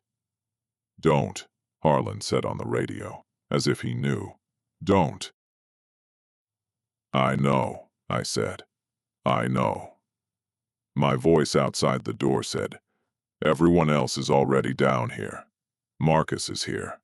He wants to show you what he found. It's beautiful. You have no idea how beautiful it is." I pressed my back against the wall. I closed my eyes. I covered my ears, but I could still hear it. Not through my ears. through the bones of my skull, through the concrete at my back, through the air in my lungs. You've been dreaming about it. You know what's down there. You've seen the chamber. You've seen us. We've been waiting for you. Just you. Open the door and come home. Come home. That was the word that almost broke me. Home, said in my own voice, with a sincerity and warmth that I haven't felt from anyone in years. Come home. As if whatever was on the other side of that door wasn't a nightmare, made flesh, but a family I'd forgotten I had. Waiting for me in a place I'd been homesick for my entire life without knowing it. I wanted to open the door. God help me, I wanted to open it. My hand moved. Again, without my permission, my body acting on an impulse that my conscious mind hadn't authorized. My arm lifted from my side, my hand extended toward the magnetic lock panel. I watched it happen from somewhere behind my own eyes, a passenger in my own body, screaming internally while my hand reached for the lock. I bit my tongue. Hard enough to draw blood, to fill my mouth with the hot copper taste of reality. Pain. Immediate, undeniable, physical pain. My hand stopped. My arm dropped. No, I said out loud, not to the voice, to myself, to my own body. No. The voice outside the door changed. The warmth drained out of it. What replaced it was something I can't describe accurately. A tone that human vocal cords shouldn't be able to produce. It was still my voice, still recognizable, but it had been stripped of something essential. It was my voice the way a taxidermied animal is an animal. The shape was right, but the life was gone. You will open it eventually, my voice said. They all do. Then the footsteps resumed, moving away from the door, moving south, back toward the void. On the monitors, camera 7 flickered back to life. Infrared image, distorted but visible. I could see shapes moving across the terrain. Tall, dark, wrong, walking south in a loose group, walking back toward the hole in the ground. They stopped, all of them, simultaneously, as if responding to a shared signal, and they turned. Every single one of them, I counted 9, turned to face camera 7, to face OP2, to face me. And then, one by one, they raised their hands. They waved. The same, small, deliberate wave I'd seen the child-sized figure make weeks ago. A friendly wave, a we'll see you soon wave. Then they sank into the ground. Not walked into the hole, air sank, into solid ground, as if the earth were water and they were submerging, smoothly, silently, until the last dark shape slipped below the surface and the desert was empty and still. Camera 7 returned to normal. The other cameras came back online, one by one. The electromagnetic readings dropped to baseline. The thrumming stopped. On the radio, Harlan's breathing was ragged but present. OP2, status. Alive, I said. My tongue was bleeding. My hands were shaking so badly I could barely hold the radio. Status, alive. Copy. A long pause. Rains is gone. They took Rains. I know. We have to leave. Tonight. Right now. I know. We didn't leave that night. Caro wouldn't allow it. She insisted on securing the data. The recordings and the sensor logs, the electromagnetic readings. This is the most significant data set in the project's history, she said, with a focus that bordered on mania. We are not leaving without it. Harlan and I argued. June cried. Caro didn't budge. She spent the remaining hours of darkness backing up data to encrypted external drives, while the rest of us sat in the main building, watching the door, listening to the silence and waiting for dawn. Dawn came. The sun rose over the Uinta Basin the way it always did, slowly, indifferently, turning the desert gold and copper and bone white. In daylight, the property looked the same as it had on my first day. Modular buildings, gravel yard, equipment shed, windsock. We drove out to the void site at 7 a.m. The hole was gone. Where there had been a 30-foot opening in the earth, an abyss that Harlan had watched things crawl out of, that I had heard and felt from 800 meters away.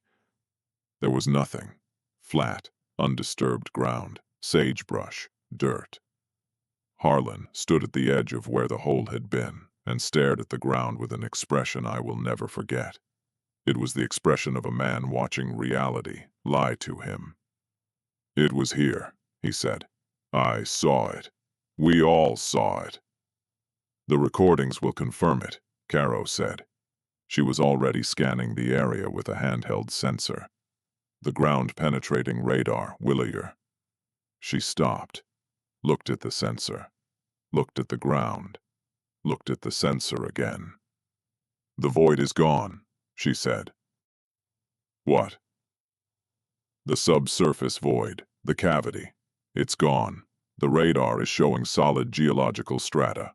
No void, no cavity, no anomaly, as if it was never there." We stood in the desert sun and we looked at the ground beneath our feet. The ground that had opened up and released things into our world and then sealed itself shut, erasing all evidence of its existence. And I thought about what my voice had said through the steel door. "You will open it eventually. They all do." Maybe the door wasn't the door to OP2. Maybe the door was the ground itself, and maybe we weren't being asked to open it. Maybe we already had. I left the ranch on July 3rd. Harlan left with me. June stayed.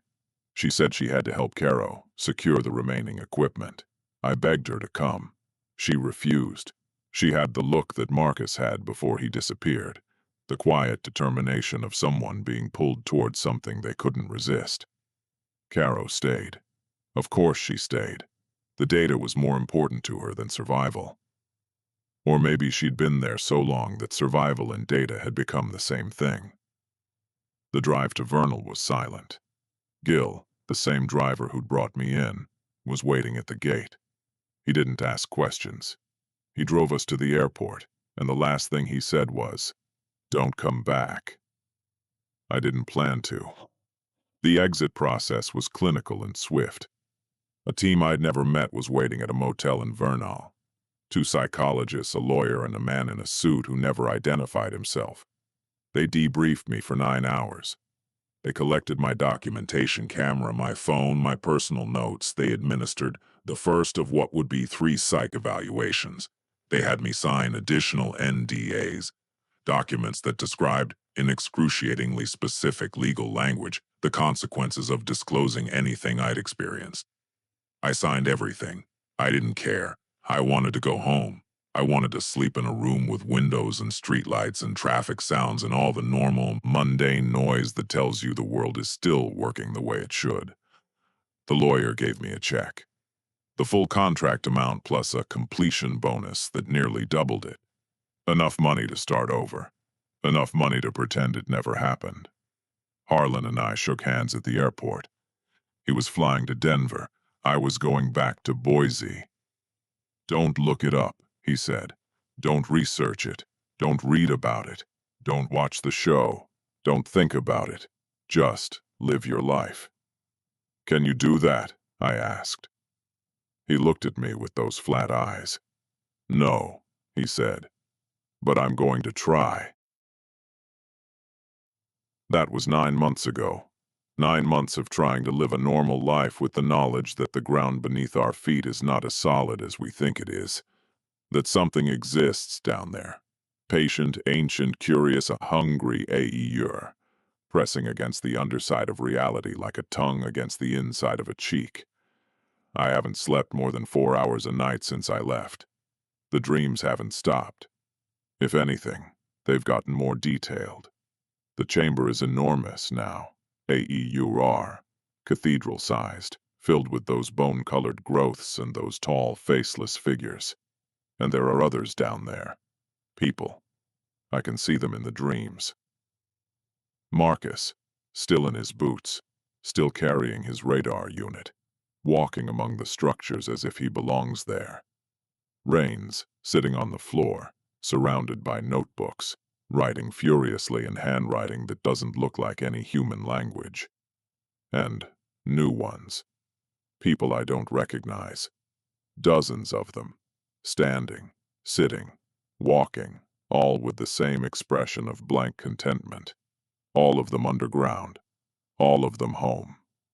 3 weeks ago, I found a footprint outside my apartment in Boise, on the second-floor landing of my building. Barefoot, 16.5 inches long, in concrete dust that I hadn't noticed before, and that was gone by morning. 2 weeks ago, I woke up at 3 a.m. to the sound of knocking. 3 taps. A pause. 3 taps. Coming from my front door. I checked the peephole. The hallway was empty. I checked my Ring camera. The hallway was empty.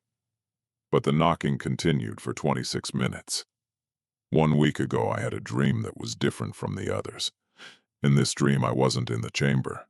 I was in my apartment, sitting on my couch, and the floor was vibrating, gently, rhythmically, like breathing. I looked down and the carpet was moving, rising and falling. Not much, maybe a 1/4 inch.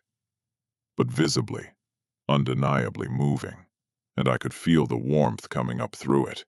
The warmth of something alive, something massive, something directly beneath me. I knelt down. I pressed my ear to the floor, and I heard, felt, a voice, not words, an impression. The same impression I'd felt in the chamber, dreams. A door, a threshold, a boundary. Come home. I woke up on my kitchen floor. I don't remember getting out of bed. I don't remember walking to the kitchen. But I was on the floor, on my hands and knees, and I had been scratching at the linoleum. My fingernails were broken and bleeding. I'd torn through the linoleum to the subfloor beneath. I'd been digging. I'm telling this story because I don't know how much time I have left. Not because I think something is going to kill me, AEUR. I don't think that's what it wants. I think what it wants is worse than death.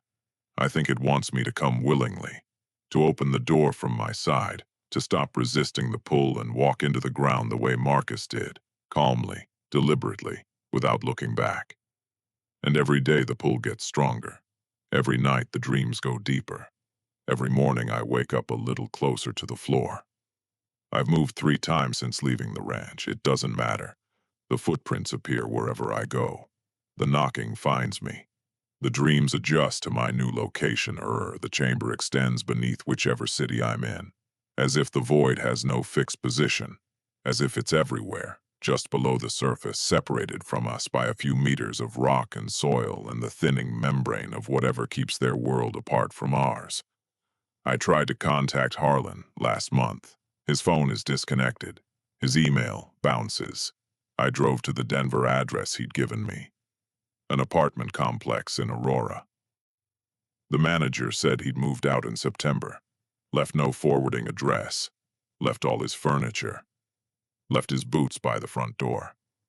I called the contractor network. They had no record of the assignment. No record of Dr. Caro. No record of the research initiative. The listing that had started all of this. The job posting with the suspicious pay and the NDA requirement no longer existed in their system. As far as the world is concerned, none of this happened. But I can feel the floor breathing, right now. Sitting in this chair, in this rented room, in this city that I won't name, I can feel the gentle rise and fall beneath my feet. I can feel the warmth. And tonight when I try to sleep, I know the chamber will be waiting, and it will be bigger, and there will be more people inside it, and they will all look at me with those blank, content faces, and they will wave. And one night, maybe tonight, maybe next week, maybe next year, I won't wake up on the floor. I'll wake up down there, in the chamber, in the dark, warm, breathing underground. And I'll finally be home. I don't know if anyone will read this. I don't know if it matters, but if you're reading it, and you're ever offered a job in the Uinta Basin, a job with suspicious pay and an NDA, and a woman named Caro who tells you it will change how you understand the world, don't take it. Don't go to the ranch. Don't look at the ground too long. And if you hear knocking, 3 taps, a pause, 3 taps, do not open the door, because they're not trying to get in. They're trying to remind you that you already know the way down. And sooner or later, you'll remember. I can hear the knocking right now. It's 3:17 a.m., and it's coming from below me. Not from the door, from the floor. 3 taps, a pause, 3 taps. I'm not going to answer it, not tonight. But my hands are moving toward the floor, and I don't think I'm the one moving them.